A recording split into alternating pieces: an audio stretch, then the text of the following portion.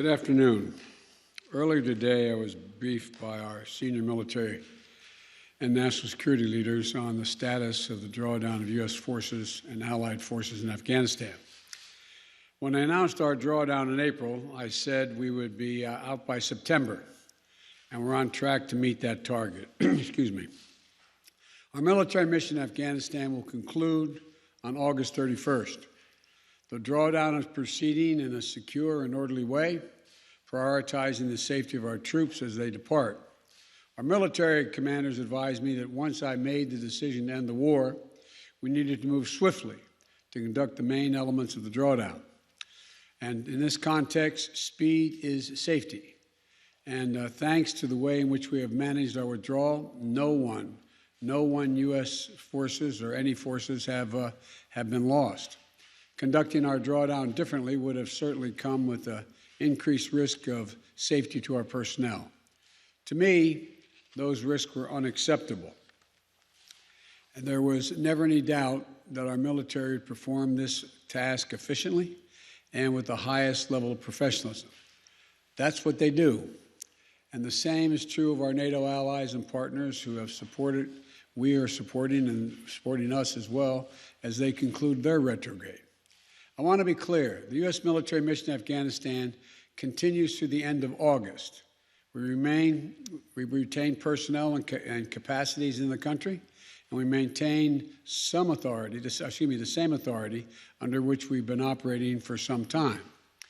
As I said in April, the United States did what we went to do in Afghanistan, to get the terrorists who attacked us on 9/11 and deliver justice to Osama bin Laden, and to degrade the terrorist threat to keep Afghanistan from becoming a base from which attacks could be continued against the United States. We achieved those objectives. That's why we went. We did not go to Afghanistan to nation build. And it's the right and the responsibility of the Afghan people alone to decide their future and how they want to run their country. Together with our NATO allies and partners, we have trained and equipped over nearly 300,000 current serving members of the military, the Afghan National Security Force, and many beyond that who are no longer serving. Add to that hundreds of thousands more Afghan national defense and security forces trained over the last 2 decades. We provided our Afghan partners with all the tools, let me emphasize, all the tools, training, and equipment of any modern military. We provided advanced weaponry, and we're going to continue to provide funding and equipment, and we'll ensure they have the capacity to maintain their Air Force.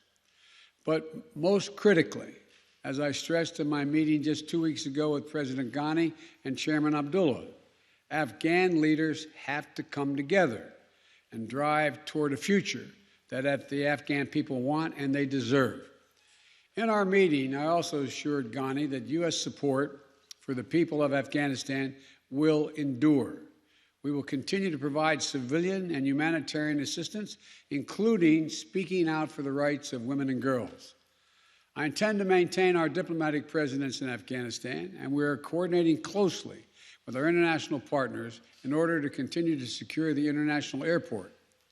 And we're going to engage in a determined diplomacy to pursue peace and a peace agreement that will end this senseless violence.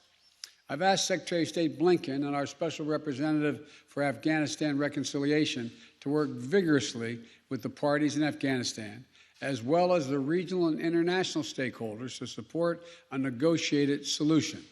To be clear, countries in the region have an essential role to play in supporting a peaceful settlement. We'll work with them, and they should help step up their efforts as well. We're going to continue to work for the release of detained Americans, including Mark Ferrix. I want to pronounce the name correctly. I misspoke, so that he can return to his family safely.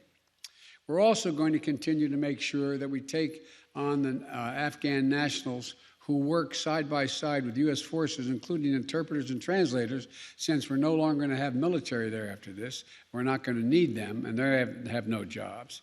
We're also going to be vital to our efforts, and they've been very vital, and so their families are not exposed to danger as well. We've already dramatically accelerated the procedure time for special immigrant visas to bring them to the United States. Since I was inaugurated on January 20th, we've already approved 2,500 special immigrant visas to come to the United States. Up to now, fewer than half have exercised their right to do that. Half have gotten on aircraft and commercial flights and come, and the other half believe they want to stay, at least thus far. We're working closely with Congress to change the authorization legislation so that we can streamline the process of approving those visas. And those who have stood up for the operation to physically relocate thousands of Afghans and their families before the U.S. military mission concludes, so that if they choose, they can wait safely outside of Afghanistan while their U.S. visas are being processed.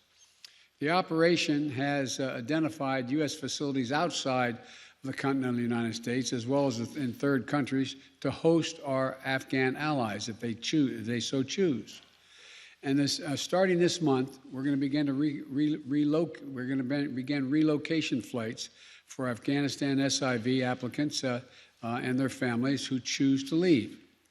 We have a point person in the White House and at the State Department-led task force coordinating all of these efforts. But our message to those women and men is clear. There is a home for you in the United States if you so choose, and we will stand with you just as you stood with us. When I made the decision to end the U.S. military involvement in Afghanistan, I judged that it was not in the national interest of the United States of America to continue fighting this war indefinitely. I made the decision with clear eyes, and I'm briefed daily on the battlefield updates. But for those who have argued that we should stay just 6 more months or just 1 more year, I ask them to consider the lessons of recent history. In 2011, the NATO allies and partners agreed that we would end our combat mission in 2014. In 2014, some argued 1 more year. So we kept fighting, and we kept taking casualties. In 2015, the same, and on and on. Nearly 20 years of experience has shown us that the current security situation only confirms that just 1 more year of fighting in Afghanistan is not a solution, but a recipe for being there indefinitely. It's up to the Afghans to make the decision about the future of their country. Others are more direct. Their argument is that we should stay with the Afghan in Afghanistan indefinitely. In doing so, they point to the fact that we have not taken losses in this last year. So they claim that the cost of just maintaining the status quo is minimal. But that ignores the reality and the facts that already presented on the ground in Afghanistan when I took office. The Taliban is at its strongest militarily since 2001. The number of U.S. forces in Afghanistan had been reduced to a bare minimum. And the United States and the last administration made an agreement with the Taliban to remove all our forces by May 1 of this year. That's what I inherited. That agreement was the reason the Taliban had ceased major attacks against U.S. forces. If in April I had instead announced that the United States was going back on that agreement made by the last administration, the United States and allied forces would remain in Afghanistan for the foreseeable future, the Taliban would have again begun to target our forces. The status quo was not an option. Staying would have meant U.S. troops taking casualties, American men and women back in the middle of a civil war, and we would run the risk of having to send more troops back into Afghanistan to defend our remaining troops. Once that agreement with the Taliban had been made, staying with a bare minimum force was no longer possible. So let me ask those who want us to stay, how many thousands more Americans' daughters and sons are you willing to risk? How long would you have them stay? Already we have members of our military whose parents fought in Afghanistan 20 years ago. Would you send their children and their grandchildren as well? Would you send your own son or daughter? After 20 years, $1 trillion spent training and equipping hundreds of thousands of Afghan national security and defense forces, 2,448 Americans killed, 20,722 more wounded, and untold thousands coming home with unseen trauma to their mental health. I will not send another generation of Americans to war in Afghanistan with no reasonable expectation of achieving a different outcome. The United States cannot afford to remain tethered to policies created in response to a world as it was 20 years ago. We need to meet the threats where they are today. Today, the terrorist threat has metastasized beyond Afghanistan. So, we are repositioning our resources and adapting our counterterrorism posture to meet the threats where they are now, significantly higher in South Asia, the Middle East, and Africa. But make no mistake, our military and intelligence leaders are confident they have the capabilities to protect the homeland and our interests from any resurgent terrorist challenge emerging or emanating from Afghanistan. We are developing a counterterrorism over-the-horizon capability that will allow us to keep our eyes firmly fixed on any direct threats to the United States and the region and act quickly and decisively if needed.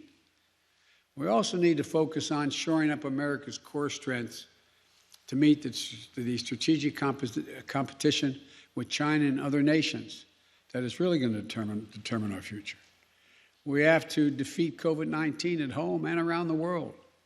Make sure we're better prepared for the next pandemic or biological threat.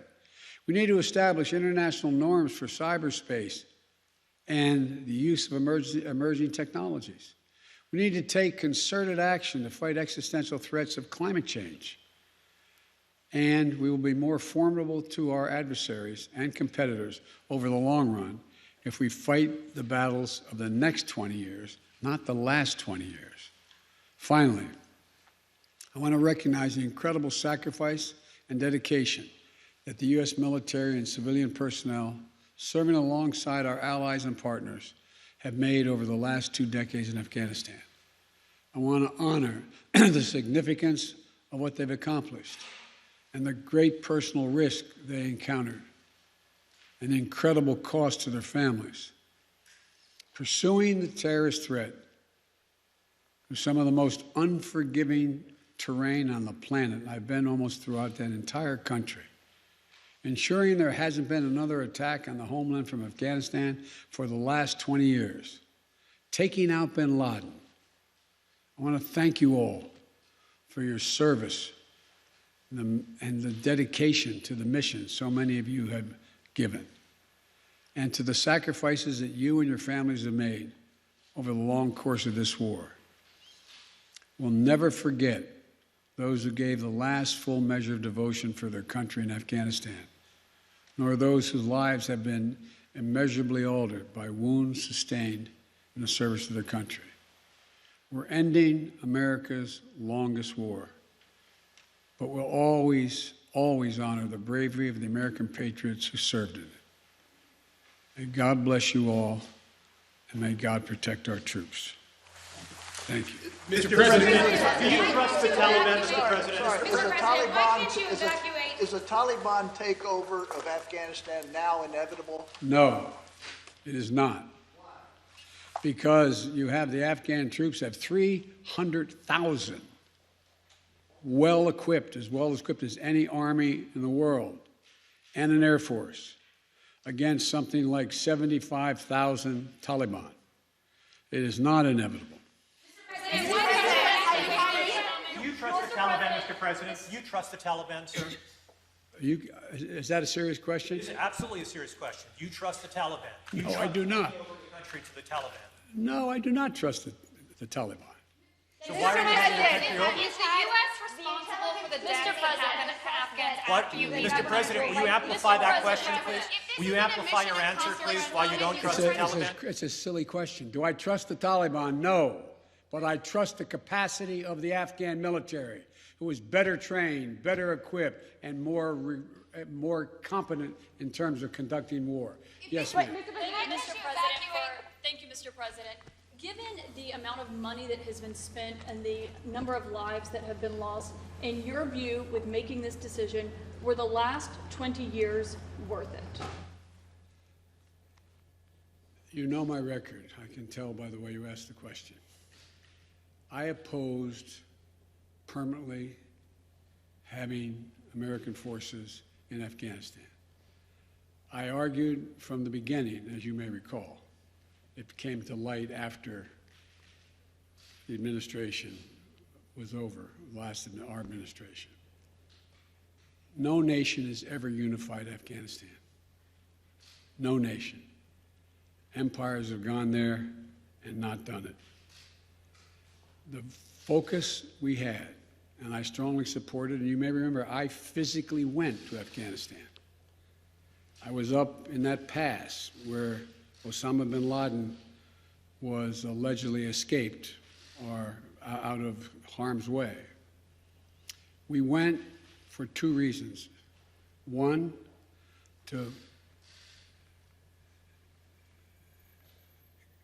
bring Osama bin Laden to the gates of hell, as I said at the time. The second reason was to eliminate al-Qaeda's capacity to deal with more attacks in the United States from that territory. We accomplished both of those objectives, period. That's what I believed from the beginning, why we should be and why we should have gone to Afghanistan. That job had been over for some time. And that's why I believe that this is the right decision and, quite frankly, overdue.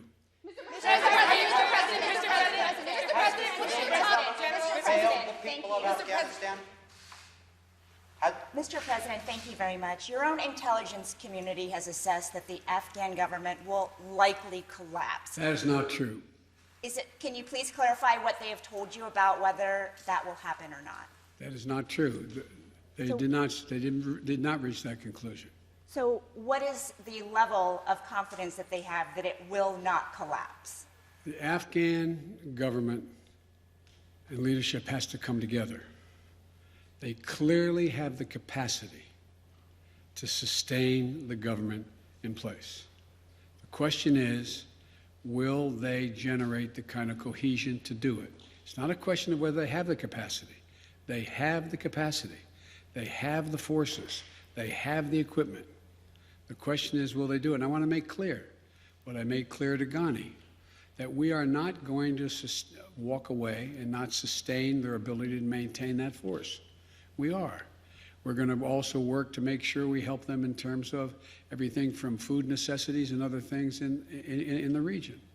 But there is not a conclusion that, in fact, they cannot defeat the Taliban. I believe the only way there's going to be, this is now Joe Biden, not the intelligence community, the only way there's ultimately going to be peace and security in Afghanistan is that they work out a modus vivendi with the Taliban and they make a judgment as to how they can make peace. And the likelihood there's going to be one unified government in Afghanistan controlling the whole country is highly unlikely. Mr. President, thank you.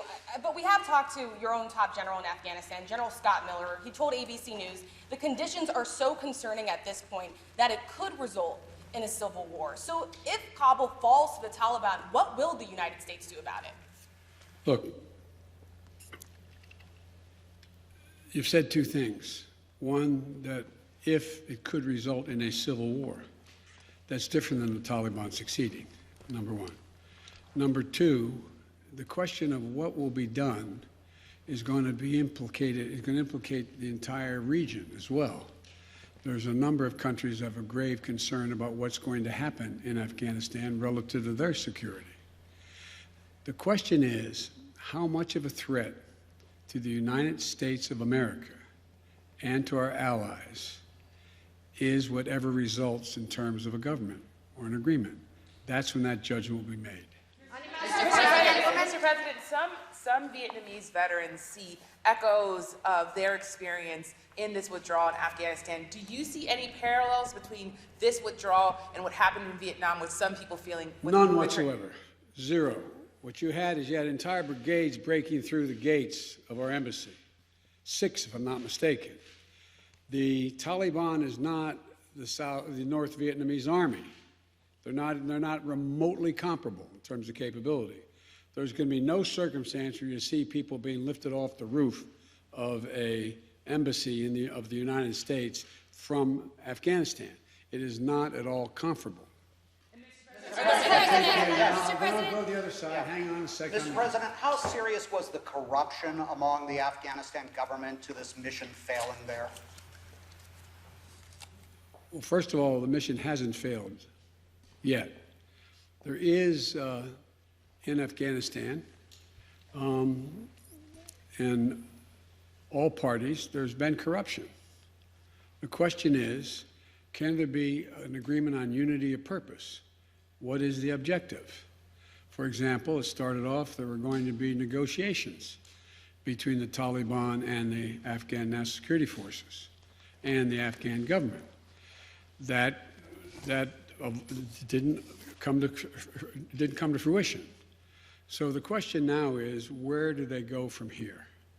That the jury is still out, but the likelihood there's going to be the Taliban overrunning everything and owning the whole country is highly unlikely. Yes, ma'am. Mr. President, will the United States be responsible for the loss of Afghan civilian lives that could happen after the military exit? No, no, no. It's up to the people of Afghanistan to decide on what government they want, not us to impose the government on them. No country's ever been able to do that. Keep in mind, as a student of history, as I'm sure you are, never has Afghanistan been a united country. Not in all of its history. Not in all of its history. Mr. President, if this isn't a mission accomplished moment, what is it in your No, view? there's no mission accomplished. How would you describe it? The mission was accomplished in that we got Osama bin Laden, and terrorism is not emanating from that part of the world. Mr. President, safety, as you just said in your remarks, are you satisfied with the timeline of relocating Afghan nationals? Is it happening quickly enough to your satisfaction, if it may not happen until next month at the end? Much of it's already happened. There's already been people, about 1,000 people have gotten on aircraft and come to the United States already on commercial aircraft. So as I said, there's over 2,500 people that, as from January to now, have gotten those visas, and only half decided that they wanted to leave. The point is that I think the whole process has to be speeded up, period, in terms of being able to get these visas. Why can't the U.S. evacuate these Afghan translators to the United States to await their visa processing, as some immigrants at the southern border have Because been the allowed law to do? doesn't allow that to happen. And that's why we're asking the Congress to consider changing the law. But in the meantime, we can guarantee their safety if they wish to leave by taking them to third countries, and or while the wait is taking place, to come and hopefully while they're waiting there, to be able to bring them back to the United States if that's what they choose to do. I'm Afghan support women. Any message, good message for Afghan women in future, because they have achievement, they are really concerned about their achievement. They are very concerned with good reason. Yes. When I was in Afghanistan, I've been there a number of times. I remember being in a school outside, and by the way, the schools in Afghanistan are not fundamentally unlike schools on the West Coast, where they have, you know, an area in the middle that is sort of like looks like a playground, and single-story buildings connected around it. And I remember saying speaking to a group of young women, I guess they're roughly, don't hold me to this, they look like they'd be 14, 15 years old. And they're in school, and there's a tiered classroom with single light bulbs hanging from the ceiling, as I know you know. And I said, you know, the United States came here to make sure that we got this terrorist Osama bin Laden, and that terrorists didn't amass again to go after our country. And then we're going to have to leave. And the young woman said, you can't leave. You can't leave. It was heartbreaking. You can't leave. She said, I want to be a doctor. I want to be a doctor. I want to be a doctor. And if you leave, I'll never be able to be a doctor. Well, that's why we spent so much time and money training the Afghan security forces to do the work of defending that. Well, anyway, so yes, I'm aware. I'm going to take one more question. Mr. President, have you spoken with any Taliban officials about the withdrawal? Mr. President, can you please the Taliban being in Russia today? Mr. President, thank you. I wanted to ask, with the benefit of hindsight, you've spoken to the fact that the Taliban are sort of at their militarily strongest point that you've seen in 20 years. How do you feel personally about that with the benefit of hindsight and all of the dollars and investments and American troops that were sent there? Relative to the training and capacity of the ANSF and the federal police, they're not even close in terms of their capacity. I was making the point. The point was that here we were. The argument is, well, we could stay because no one was dying. No Americans are being shot, so why leave? Once the agreement was made by the last administration, we were going to leave by May 1st. It was very clear that a Taliban that had always been a problem was even a more sophisticated problem than they were before. Not more sophisticated than the ANSF, the government, more than they were. The point being that it would have increased the prospect that they would have been able to take more lives of Americans if they decided we weren't going to go after them. That was the point I was making. Thank you all so very much. Have you